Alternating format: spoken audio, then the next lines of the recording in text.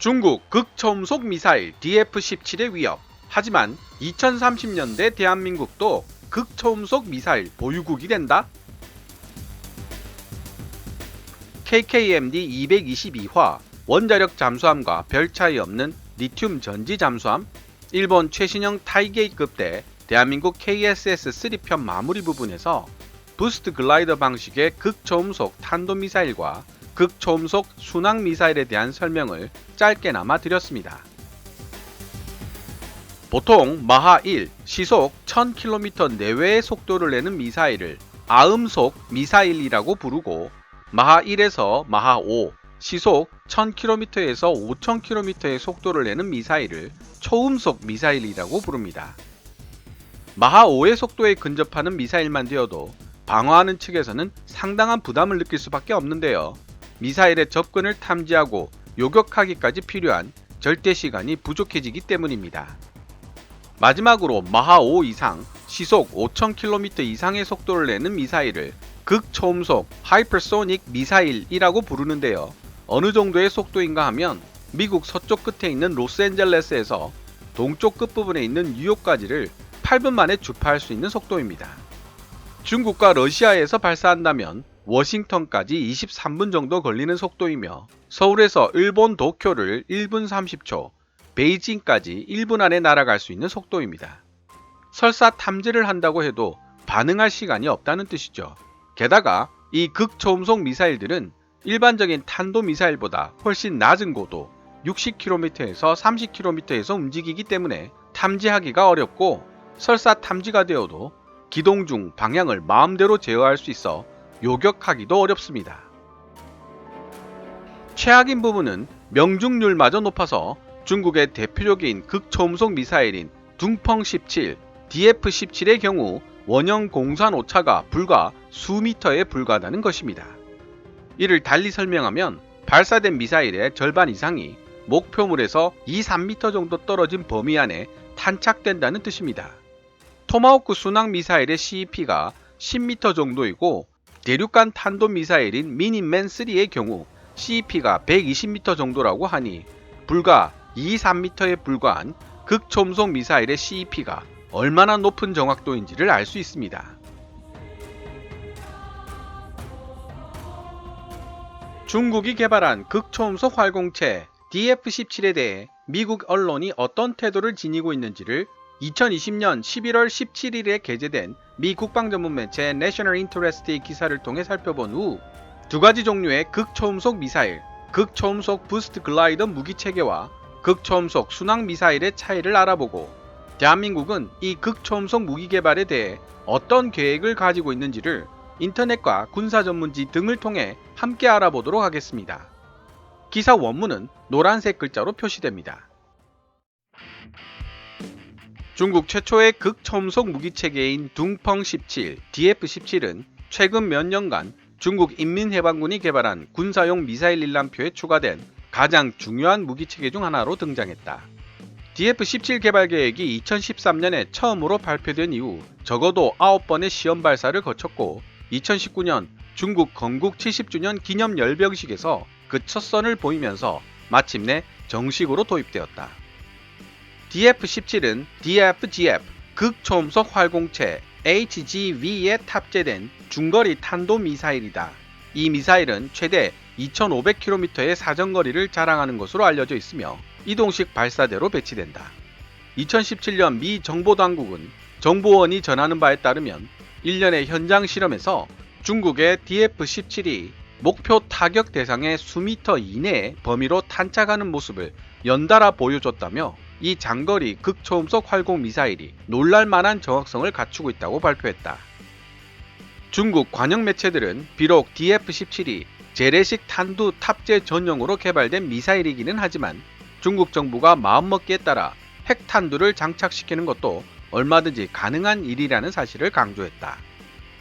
극초음속 활공체 HGV 시스템인 DF-17은 일반적인 로켓 추진체에서 발사된다. 사실 DF-17의 부스터는 단거리 탄도미사일인 DF-16B가 사용하고 있는 부스터와 거의 동일한 것일 가능성이 있다.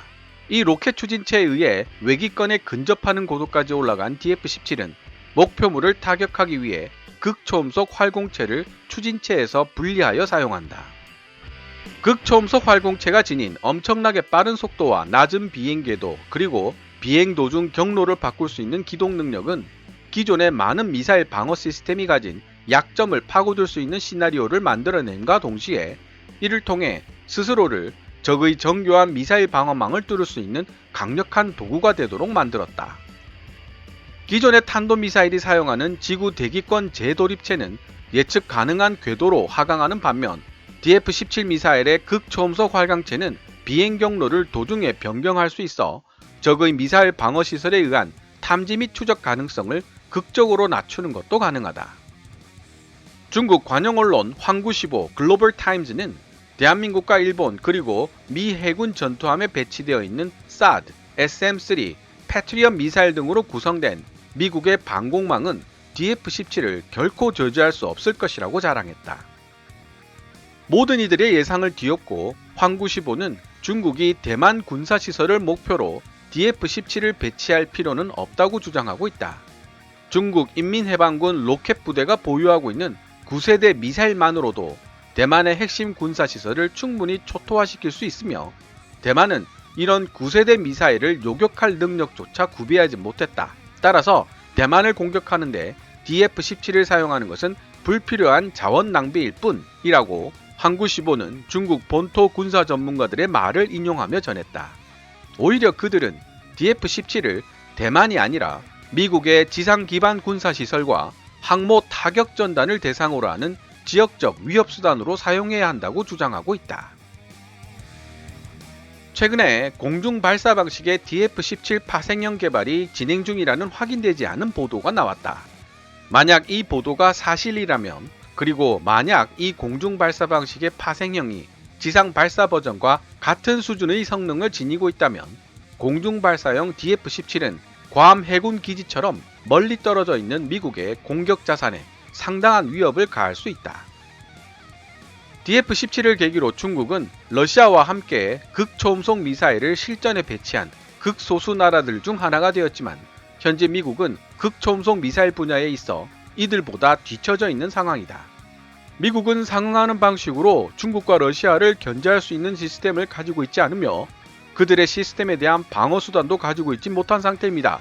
라고 미 국방부 연구기술차관보 마이클 그리핀은 의회 증언 도중 언급했다.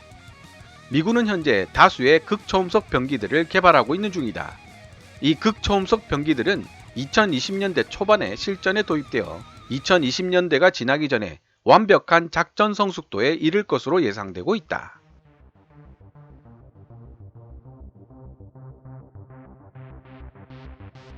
지금까지 중국의 극초음속 미사일 DF-17에 대해 미 국방 전문 매체 내셔널 인터레스트가 2020년 11월 17일에 게재한 기사 내용을 번역해 보았습니다.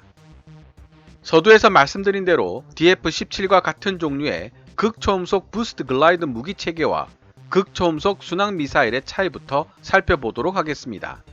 먼저 극초음속 순항 미사일은 기존 순항 미사일의 속도를 마하 5 이상으로 업그레이드 시킨 미사일입니다. 극초음속 순항 미사일의 대표적인 경우가 바로 러시아와 인도가 공동으로 개발 중인 3M22 지르콘, 인도명 브라모스2 미사일입니다. 극초음속 순항 미사일은 고도 30km 정도 높이에서 비행한다는 점에서 극초음속 활공체 HGV와 차이가 납니다. 탄도미사일의 활공체를 결합시킨 부스트 글라이더 무기 체계는 일반적으로 고도 100km 이상 상승했다가 다시 하강하면서 60km 정도의 고도를 유지하면서 날아가기 때문에 초기 상승 과정에서 적의 탐지망에 포착될 가능성이 매우 높아집니다. 하지만 극초음속 순항 미사일은 처음부터 고도 30km 이하의 상대적 저고도로 비행하기 때문에 적에게 탐지조차 되질 않습니다.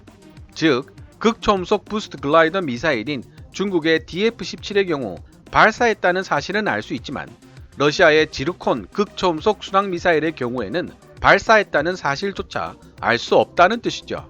이런 이유로 극초음속 순항 미사일의 기술적 장벽은 부스트 글라이더 극초음속 미사일보다 더 높다고 볼 수 있습니다. 그래서 극초음속 순항 미사일인 지르콘의 경우에도 개발에 상당한 어려움을 겪었습니다. 일본도 2010년부터 극초음속 순항 미사일을 개발하고 있지만 아직까지 성공하지 못하고 있죠. 극초음속 부스트 글라이더 미사일은 일반적인 탄도미사일에 활공체, 글라이드 비클을 결합시킨 형태라는 점은 이미 설명을 드렸는데요. 첫 단계에서는 통상적인 탄도미사일처럼 고체 로켓 부스터를 활용해 100km 높이까지 마하 10 정도의 속도로 상승합니다. 두 번째 단계에서 부스트 글라이더 방식의 극초음속 미사일은 활공체, 탄두를 로켓에서 분리시키는데요. 포물선을 그리며 하강하는 일반적인 탄도미사일과는 달리 이 활공체는 바로 낙하를 시작하지 않습니다. 그랬다면 활공체라는 이름이 붙지도 않았겠죠. 이 활공체는 지상 60km 정도의 높이에서 받음각을 형성하도록 자세를 조정한 이후 마하 5 이상의 속도를 유지하며 이때 발생하는 충격파를 역이용 대기권 상층부를 여러 번 튕겨 오르며 별다른 추진체 없이 활공하게 됩니다. 평평한 돌을 수면 위로 던져서 여러 번 튕겨 오르게 만드는 물수제비를 뜨듯이 말입니다. 그리고 종말 단계에서는 목표물을 향하여 고속으로 낙하하는 방식입니다. 이러한 극초음속 부스트 글라이더 미사일의 기술적 장벽은 극초음속 순항 미사일보다는 상대적으로 낮은 편입니다. 그리고 고체 로켓에서 분리된 이후에는 글라이더처럼 날아가기 때문에 비행기를 조종하듯이 자유롭게 공력과 자세를 제어할 수 있습니다. 이 부분도 일반적인 탄도미사일보다 뛰어난 부분인데요. 덕분에 이 활공체는 일반 탄도미사일보다 훨씬 더 멀리 날아가고 동시에 더 높은 명중률을 자랑할 수 있게 됩니다. 결과적으로 여러가지 면에서 탄도미사일보다 뛰어난 무기체계라고 볼 수 있습니다. 단점이라고 굳이 지적하자면 멀리까지 활공을 해야 하기 때문에 덩치가 커질 수밖에 없어 소형화가 어렵다는 점과 엄청나게 비싼 생산 및 유지 비용을 들 수 있는데요. 그래서 대량 생산이 어렵고 비용 대비 효과, 즉 가성비를 생각하지 않을 수가 없는 무기체계입니다. 우리나라 무기체계 중에 대형화될 수밖에 없는 극초음속 부스트 글라이더 미사일을 아무도 모르게 탑재할 수 있는 능력을 지녔고 수가 많지 않아도 어디에서 발사할지 아무도 모르기 때문에 잠재적 적국들이 결코 무시할 수 없는 전략적 가치를 지니고 있는 존재가 있습니다. 벌써 제가 무엇을 말하려 하는지 눈치채신 분들도 있을 텐데요. 그렇습니다. 극초음속 부스트 글라이더 미사일이나 극초음속 순항 미사일의 전략적 가치를 가장 높여줄 수 있는 발사 체계는 바로 대형 수직 발사관, 말하자면 한국형 SLBM을 갖춘 KSS-3 잠수함입니다. 탄두의 위력이 높으면 높을수록 억지력은 더더욱 올라가게 되겠지만요. 그렇다면 현재 대한민국의 극초음속 미사일 개발 현황은 어떤 단계까지 와 있을까요? 지난 2020년 6월 9일 대한민국 국회입법조사처가 발행하는 NARS 현안분석 145호는 극초음속 무기체계 국제개발 동향과 군사안보적 함의라는 제목을 통해 차세대 게임 체인저로 언급되고 있는 극초음속 무기에 대한 내용을 다루었습니다. 이 자료는 각 나라별 극초음속 무기 개발 현황을 소개하고 있는데요. 13번째 페이지에서 국방과학연구소가 2018년부터 마하 5 이상의 지상 발사형 극초음속 비행체를 개발하고 있으며 2023년까지 비행시험을 완료할 계획으로 알려져 있다라고 공식적으로 언급했습니다. 여기서 말하는 극초음속 비행체는 그나마 기술 장벽이 낮은 부스트 글라이더 방식의 비행체를 뜻합니다. 이 외에도 한국의 국방과학연구소와 한국항공우주연구원 등은 공동으로 이중연소 램젯 방식을 사용하여 마하 5 이상의 속도를 낼 수 있고 30km 이하로 비행할 수 있는 차세대 한국형 극초음속 순항 미사일을 개발하고 있음을 알려주는 자료도 있었습니다. 하지만 실제로 이 무기들이 배치되는 시기는 국회 자료가 제시하고 있는 시기보다 더 늦어질 것으로 예상되고 있는데요. 기술 장벽이 낮은 부스트 글라이더 방식이라도 2020년대 후반, 기술 장벽이 더 높은 이중연소 램젯 방식의 순항 미사일은 빨라도 2030년대 이후에나 실전 배치가 가능할 것으로 전문가들은 예측하고 있습니다. 극초음속 미사일에 대한 이야기들을 여기저기서 찔끔찔끔 듣고 있기는 했었지만 이번 기회를 통해 관련 자료를 모으고 상세하게 공부해 시청자 여러분들과 공유할 수 있어 만족스러웠습니다. 여러분께서는 어떠셨나요? 오늘 KKMD에서 준비한 내용은 여기까지입니다. 좋아요와 구독 그리고 광고 시청은 제작자에게 큰 힘이 됩니다. KKMD 유료 커뮤니티 채널 멤버로 가입해 주시면 조금 더 빠른 영상 시청이 가능하고 영상 제작 후원도 하실 수 있습니다. 지금까지 시청해 주셔서 감사합니다. Kevin's Military Channel KKMD